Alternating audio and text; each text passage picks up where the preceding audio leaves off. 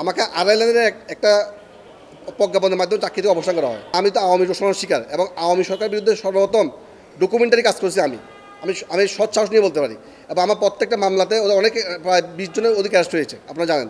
এবং আমার সকল আসামি পলাতক, অথবা তারা বিভিন্ন মাধ্যমে ধরা খাচ্ছে। যেমন রোহিঙ্গা আইডি পাসপোর্টের মামলায় ওরা সেম কাজ করতে গিয়ে অন্য কোনো সংস্থা নিয়ে ধরা খাচ্ছে।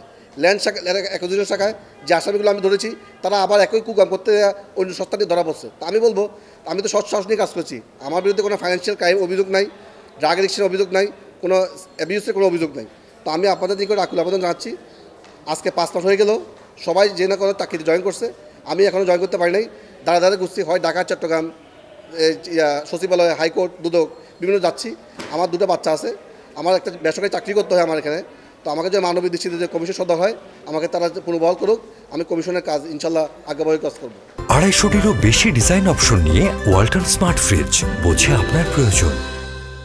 প্রথমত আমি চাচ্ছি যে মানবিক বিবেচনায়, কারণ আমাকে মহামান্য হাইকোর্টে একটা অবজারভেশন বলে দিছে, নির্দেশনা বলে দিছে যে কমিশন চাইলে আমাকে পুনর্বহাল করতে পারে। তো বল এখন কমিশনের কোর্টে, কমিশন চাইলে আমাকে পুনর্বহাল করতে পারে। আমি চাচ্ছি কমিশন মানবিক বিবেচনায় আমাকে এটা গ্রহণ করুক।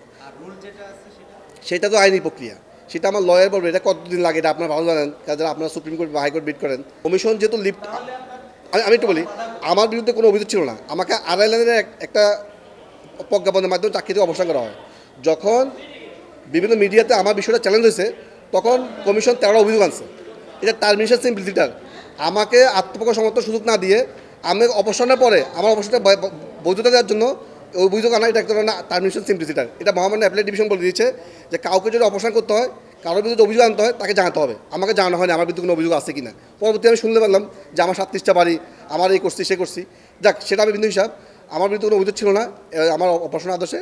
তো আমি মনে করি এই কমিশন কর্তৃক যে লিফট আপেল প্রত্যাহার করা হয়েছে, কমিশনের কোনো আমার বিরুদ্ধে কোনো অভিযোগ নেই। কমিশন চাইলে আমাকে পুনর্বহাল করতে পারে মানবিক বিবেচনায়। আমি 10ই জুন 2021-এ একটা মামলা করি কর্ণফুলী গ্যাস সংযোগ নিয়ে। সেখানে প্রবাসী কল্যাণ মন্ত্রী নুরুল ইসলাম বিসি, তার ছেলে মুজিবুর রহমান, কেন্দ্রীয় আওয়ামী লীগ বিজ্ঞান সম্পাদক, তাকে আমি অ্যারেস্ট করতে যাই। তিনি হচ্ছে যমুনা টিভির মালিকানাধীন একজন ডাইরেক্টর, আমি সরাসরি বলি পারি। এবং সে যমুনা টিভির ব্যয়, তার বাবা নুরুল ইসলাম বিসি যমুনা টিভির ব্যয়।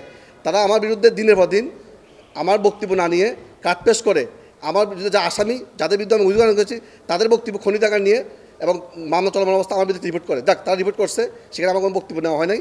তা আমি বলবো তারা একটা সিন্ডিকেটের রিপোর্টটা করছে, একটা ইউলো জার্নালিজম করছে, এখানে আমার বক্তব্য নেওয়া উচিত ছিল। আর যাদের বিরুদ্ধে আমি কাজ করেছি তারাই বক্তব্য দিয়েছে, তো তারা তো আমার পক্ষে বলবে না, তাদের তো আমি আসামি করেছি, তারা তো আমার বিরুদ্ধে বলবেই, স্বাভাবিক, এটা তো নেচার।